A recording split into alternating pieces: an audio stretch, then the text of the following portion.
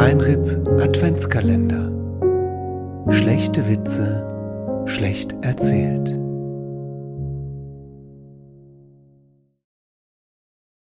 Alle Jahre wieder. Seid ihr bereit? Wir sind bereit für alles. Also Moment, Keks. Okay. Müsst ihr aber genau aufpassen jetzt. Hör auf zu kauen. Nein, gut. Genau aufpassen. Ein Panda geht über die Straße. Bambus.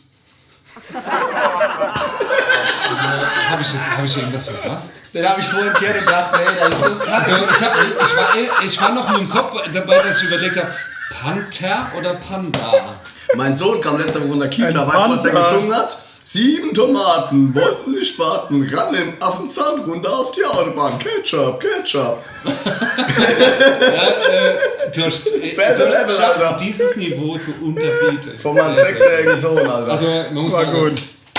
War schon Applaus. Das war gut, gell? Würde ich auch sagen. Wobei ich finde echt interessant fände, wie du den Witz jetzt verstehen würdest, Christoph, wenn das ein Panther gewesen wäre. ja, da war ich jetzt echt beschäftigt. Da war ich wirklich beschäftigt. www.palzrock.de